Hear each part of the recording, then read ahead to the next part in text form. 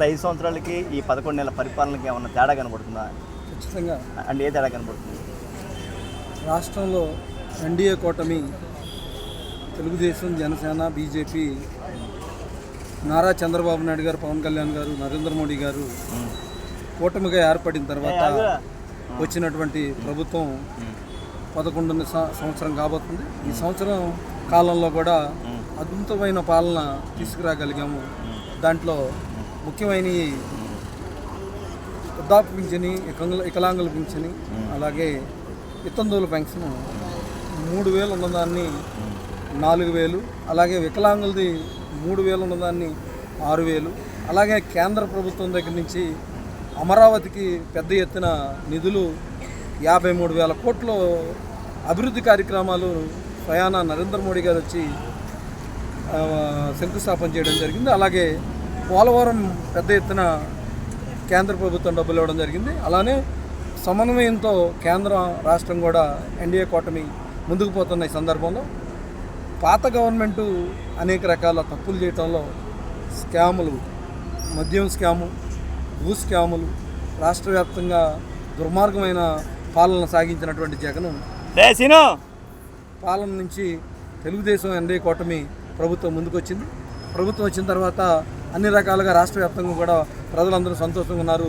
ఆ సంతోషంలో భాగమే ఈరోజు మహానాడులు పూర్తి చేసుకున్నాం. కడపలో మహానాడు పూర్తి చేసుకున్నాం. అదేవిధంగా రాష్ట్ర వ్యాప్తంగా కూడా తెలుగుదేశం పార్టీ అధికారంలో ఉంది. తెలుగుదేశం పార్టీ సార్ ఇంకో విషయం మాట్లాడుకుంటే, బాబు గారు 3 సంవత్సరాల్లో రాజధాని పూర్తి చేస్తున్నారు, పోలవరం కూడా పూర్తి చేస్తున్నారు, చేయగలరా? పక్కన చూసి జగన్మోహన్ రెడ్డి చాలా అప్పులు చేసి వెళ్ళాడు.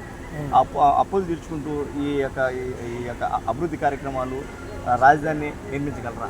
కేంద్ర ప్రభుత్వం సహకారంతో పోలవరం పూర్తవుతుంది, అమరావతి పూర్తవుతుంది. ఖచ్చితంగా 3 సంవత్సరాల్లో పోలవరం పూర్తి చేయగలుగుతాం, అమరావతి కూడా చేయగలుగుతాం. ఇది ఎక్కడా కూడా సమన్వయంతో ఉన్నాం కాబట్టి కేంద్ర ప్రభుత్వం సహకారం మనం పెద్ద ఎత్తున సహకరిస్తున్నారు. 164 మంది ఎమ్మెల్యేలు, 23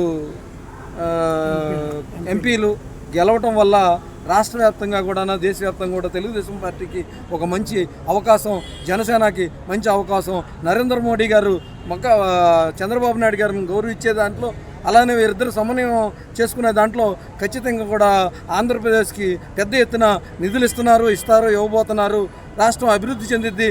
కేంద్రం ఇచ్చే నిధులతో అమరావతిని కానీ, పోలవరాన్ని కానీ, రోడ్లు కానీ, ఫ్లైఓవర్లు కానీ ఏదేమైనా సరే పరిపాలనని పెద్ద ఎత్తున ముందుకు తీసుకెళ్లే కార్యక్రమాల్లో భాగంగా నారా చంద్రబాబు నాయుడు గారు ఇంకా కూడా 15 సంవత్సరాల పాటు ముఖ్యమంత్రిగా రాష్ట్రం అభివృద్ధి చెంది ఇంకా కూడా ముందుకు వెళ్లాల్సిన అవసరం పెద్ద ఎత్తున నారా చంద్రబాబు నాయుడు గారు పాలన మన అందరికీ తెలిసిన విషయమే.